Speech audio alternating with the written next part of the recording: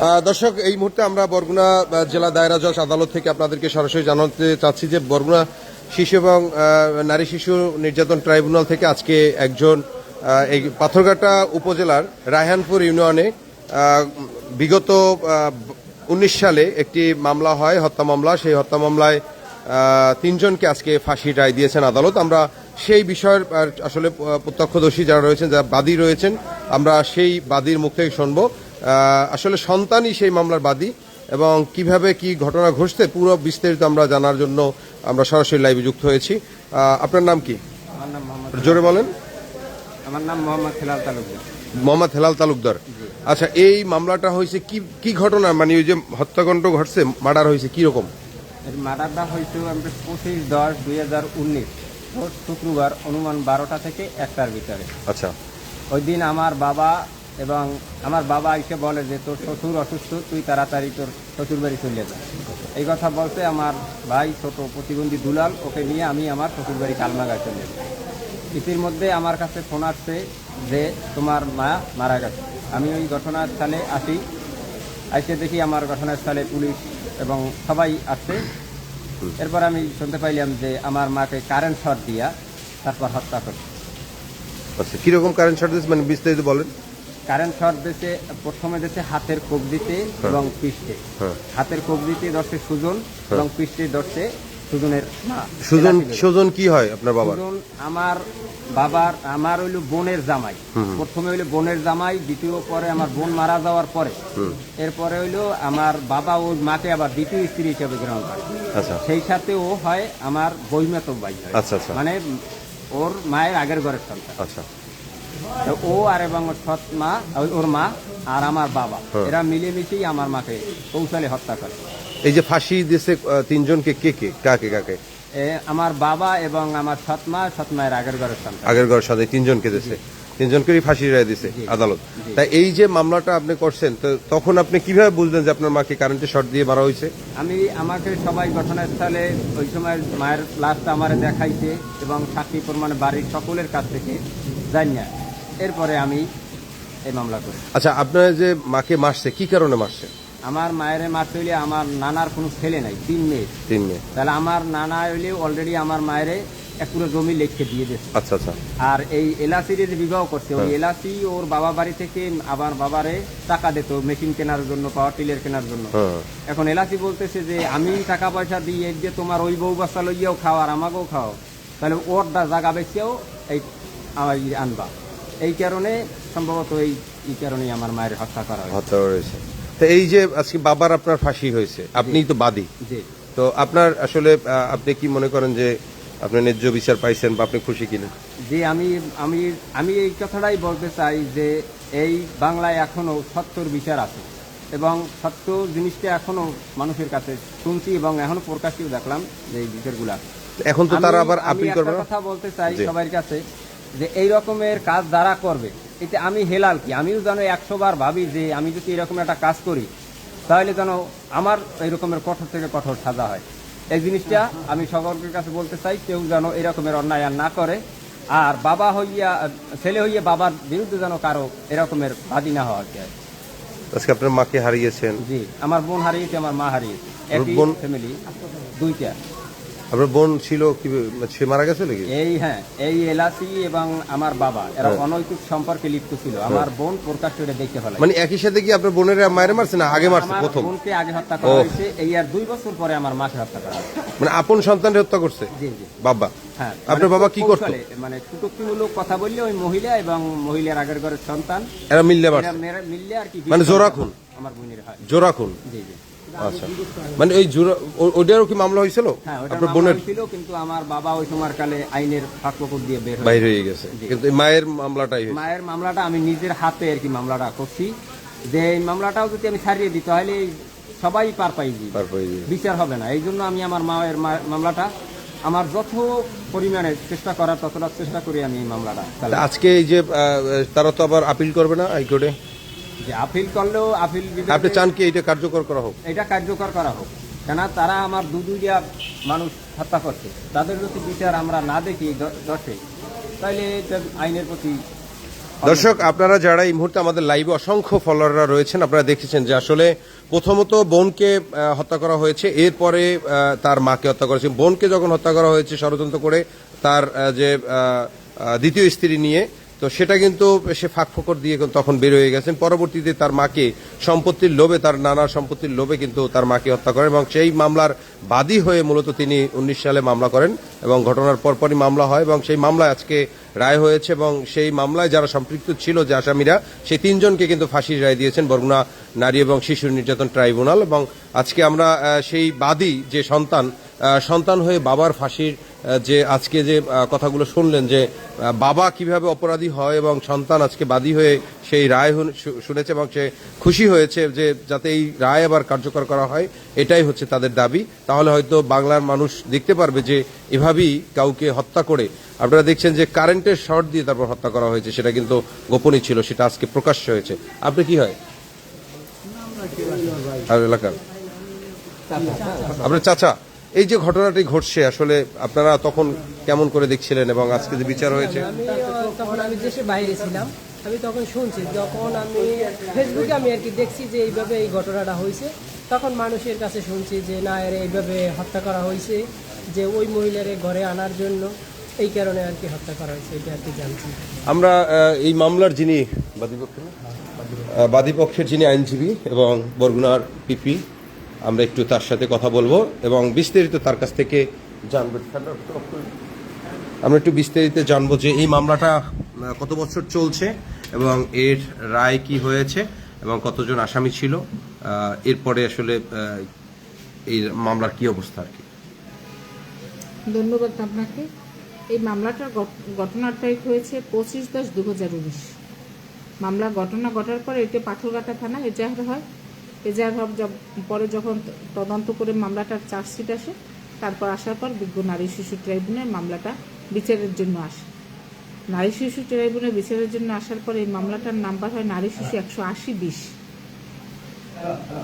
এরপর রাষ্ট্রপক্ষ মামলায় চার্জ গঠন করে সাক্ষী বিজ্ঞ আদালত উপস্থাপন করছি এবং আপনি জানবেন যে এই মামলাটায় আজকেই আমি এই মামলার বাদীকে আমি দেখেছি। আমি 2024 সালের 5ই নভেম্বর আমি নারী শিশু নির্যাতন দমন ট্রাইব্যুনাল বরগুনায় পাবলিক প্রসিকিউটর হিসেবে নিয়োগ পেয়েছি। আমি নিয়োগ পাওয়ার আগেই বাদীর সাক্ষী হয়েছিল। পরবর্তীতে অন্য সাক্ষী সহ আইও এমও ম্যাজিস্ট্রেট এই সাক্ষীগুলো আমার সময় হয়েছে এবং এক পর্যায়ে এই মামলাটা যেটা আমি দেখেছি, যে মামলাটার ঘটনাটা হয়েছে যে ডিসিস্ট মহিমা, এই যে আসামি 1 নং আসামি কবির তালুকদারের প্রথম স্ত্রী এবং কবির তালুকদারের 3টে সন্তান, এই আজকের বাদী হেলাল তালুকদার এবং তার মেজ সন্তান হয়েছে তার মেয়ে রেখা, আর ছোট ছেলের নাম হয়েছে দুলাল। ছোট ছেলেটা প্রতিবন্ধী এবং তার একমাত্র মেয়ে রেখাকে বিবাহ দেয় এই যে 2 নং আসামি সুজনের সাথে। সুজন এবং এলাসি তারা মা ছেলে। সুজনের সাথে বিবাহ দেওয়ার পর এই 1 নং আসামি কবির তালুকদার তার ওই বেআইনের বাড়ি বেড়াতে যেত, যেহেতু তার বেআই ছিল না। বেড়াতে যাওয়ার এক পর্যায়ে এই আসামি কবির তালুকদার এবং এলাসির সাথে একটা অবৈধ সম্পর্ক হয়। অবৈধ সম্পর্কের এক পর্যায়ে একটা আপত্তিকর অবস্থায় যে সুজনের স্ত্রী রেখা, সেই রেখা দেখতে পায়। দেখার পর রেখা একাধিকবার তার বাবা এবং তার শাশুড়িকে সে বোঝানোর চেষ্টা করে যে আপনারা এই ধরনের সম্পর্ক করেন না। তাতে রেখার উপর অমানবিক অত্যাচার হয়। এক পর্যায়ে রেখা আত্মহত্যা করে মারা যায়। মারা যাওয়ার পর তাদের পথের কাঁটা আর সরে যায়। তখন এই এলাসিকে কবির তালুকদার দ্বিতীয় স্ত্রী হিসেবে গ্রহণ করে। দ্বিতীয় স্ত্রী হিসেবে গ্রহণ করার পরে কিন্তু তাদের বিবাহ হওয়ার পর ওই এলাসি কখনোই এই কবির তালুকদারের বাড়ি আসতে পারে না। তার প্রথম স্ত্রী জীবিত এবং তার প্রথম স্ত্রীকে সে যৌতুকের জন্য ইতিপূর্বে অনেক মারধর করেছে এবং এই দ্বিতীয় স্ত্রী গ্রহণের পরে এই মহিমা কিন্তু সেও বিষ পেনে আত্মহত্যার চেষ্টা করছিল। সেইটা পরে তাকে ডাক্তার দেখানোর পর সে সুস্থ হয়। স্বামী নির্যাতনের শিকার হয়ে পরে এই ঘটনার 2 দিন আগে কবির তালুকদার এলাচির বাড়িতে যায়। যাওয়ার পর এক পর্যায়ে রাতে খাবার খাওয়ার পর এলাচি কবির তালুকদারকে বলে যে তুমি আমাকে তোমার বাড়িতে নাও। কারণ কবির তালুকদার বলে আমার বাড়িতে যতদিন মহিমা আছে তোমাকে নেওয়া সম্ভব না, মানে মহিমা তার প্রথম স্ত্রী ডিসিস্ট, যে সম্ভব না, তখন তাইলে কি করা যায়, তাইলে তাদের দুনিয়া থেকে সরাই দেব, এই কথাটা বলছে 2 নং আসামি সুজন, এলাচির ছেলে, আগের ছেলে। যে কিভাবে সরাবা তাকে, একটা মানুষকে তো মারা সহজ না। তখন সুজন বলছে কবির তালুকদারকে, মামা আমি বিদ্যুতের কাজ জানি, আমি পাবো তাকে সরাতে, আমরা তাকে কারেন্টের শক দিয়ে তাকে মেরে ফেলব। এবং ওই ঘটনার দিন সকালবেলা এই কবির তালুকদার তার বড় ছেলে এই আজকের মামলার বাদীকে বলতেছে যে তোমার শ্বশুর অসুস্থ, তুমি তোমার শ্বশুরকে দেখতে যাও, সে খুব মুমূর্ষু অবস্থায় আছে। তখন হেলাল বাবার কথা বিশ্বাস করে, এবং বিশ্বাস করে এক পর্যায়ে হেলালের স্ত্রী এবং হেলালের যে প্রতিবন্ধী যে ভাই ছিল সেই ভাইটাও একে নিয়ে তার শ্বশুর বাড়িতে যায়। শ্বশুর বাড়িতে যাওয়ার পর বাড়িতে একমাত্র মহিমা ছিল। তখন এই এলাচি এবং সুজন আসে, তারা এসে বিদ্যুতের তার রুমের ভিতর থেকে সেট করে এই মহিমা তখন রান্না করতেছিল, গিয়ে মহিমাকে পিছন থেকে জাপটাই তাকে রশি দিয়ে বেঁধে ফেলে এবং তার শরীরের বিভিন্ন জায়গায় কারেন্টের শক দিয়ে তাকে হত্যা করে। এবং মৃত্যু নিশ্চিত হওয়ার পরে কবির তালুকদার এবং এলাচি আর সুজন তারা তাকে একটা আমড়া গাছের সাথে তাকে দাঁড় করাই রাখে, এবং এলাচি তাৎক্ষণিক বাড়ি থেকে সরে যায়, এবং সুজন আর কবির তালুকদার থাকে বাড়িতে। কবির তালুকদার তখন চিল্লাচিল্লি শুরু করে যে আমার স্ত্রীকে কারেন্টে ধরছে, কে কোথায় আছো বাঁচাও।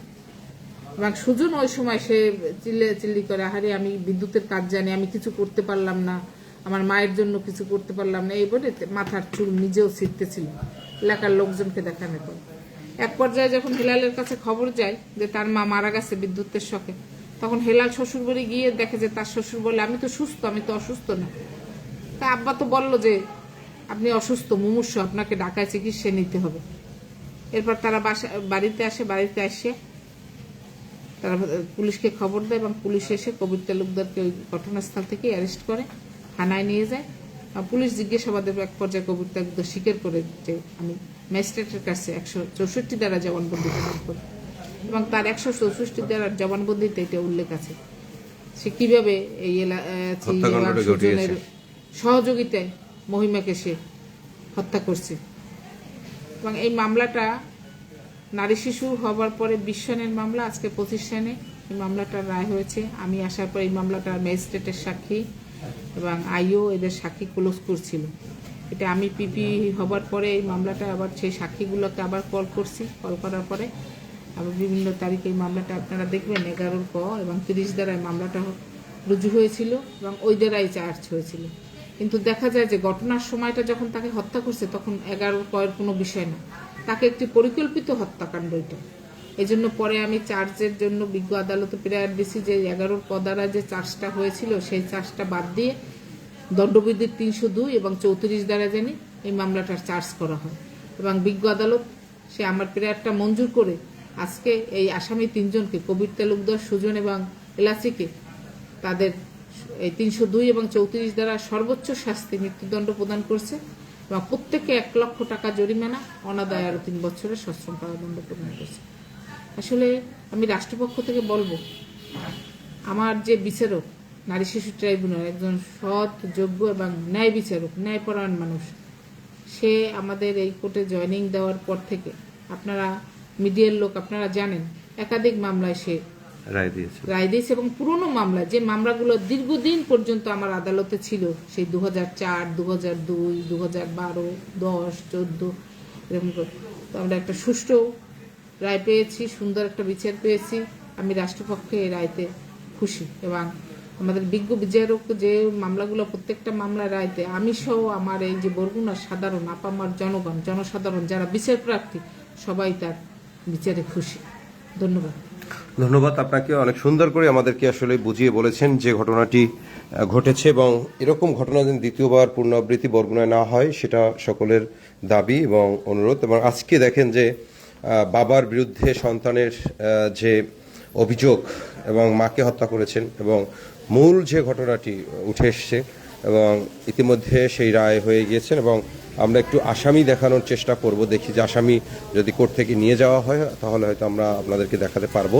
কিন্তু আজকে সত্যি হৃদয় বিদারক একটি ঘটনা, যে ঘটনাটি ঘটেছে যে জামাই এক রাবিদে হয় জামাই, অন্য রাবিদে আবার জামাইয়ের মাকে আবার তিনি বিবাহ করেছেন।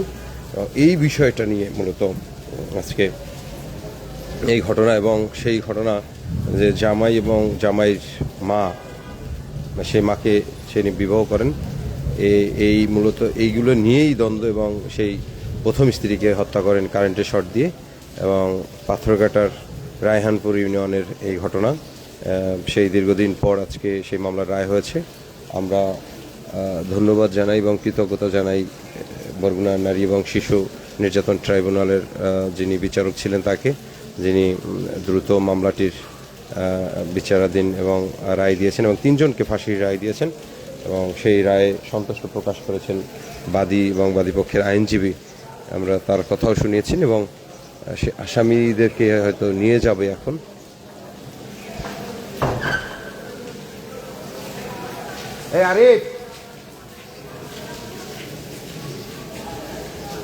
দর্শক, আমরা আপনাদেরকে যেটা জানাতে চাচ্ছি যে এরকম একাধিক মামলা আছে যেগুলো নিষ্পত্তি হয়নি, এবং আস্তে আস্তে হয়তো নিষ্পত্তি হয়ে যাবে।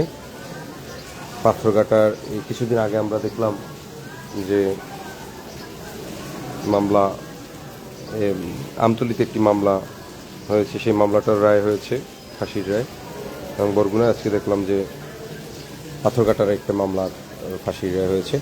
তো এরকমই যে যারা ঘাতকগিরি করে, তারা প্রকাশ্যে এরকম একজন মানুষকে নৃশংসভাবে হত্যা করেছে, এবং তারই বিচার বা সুষ্ঠু বিচার হয়েছে, সেটা আপনারা ইতিমধ্যে দেখছেন এবং শুনতে পেলেন যে কী ঘটনা ঘটেছিল। একজনকে বিদ্যুতের শর্ট দিয়ে তারপর হত্যা করা হয়েছে।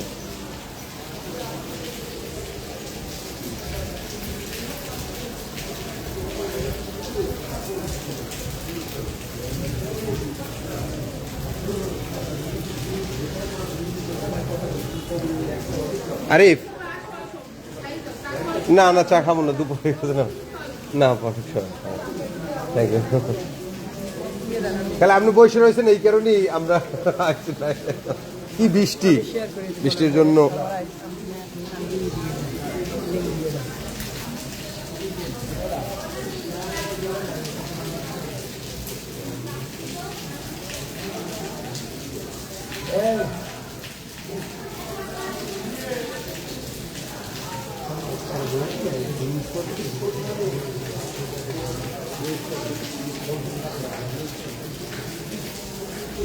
দর্শক, আমরা দেখার চেষ্টা করব, আপনাদেরকে দেখানোর চেষ্টা করব যে আসামি নেবে না, আসামি লই গেছে কোন সময় নেবে।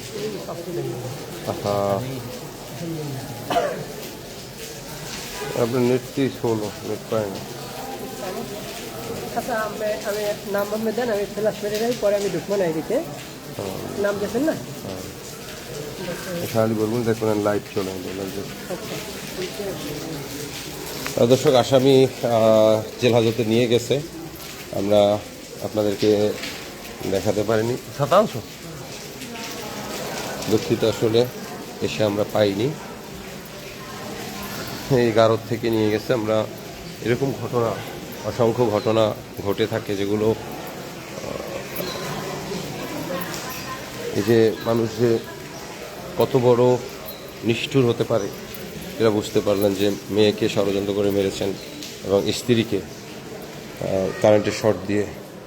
ভাই জহির ভাই, কেমন আছেন? আচ্ছা, ওই রায় হয়েছে 3 জনকে ফাঁসির রায় দিয়েছে 3 জনকে।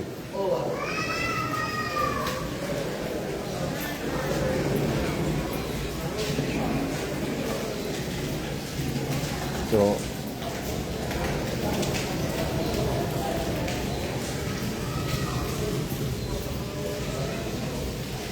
বরগুনা জেলা দায়রা জজ আদালত থেকে আমরা আপনাদেরকে সরাসরি দেখানোর চেষ্টা করছি। ভাই, ওই যে ফাঁসির যে রায় দিয়েছে, ওই আসামি নিয়ে গেছে?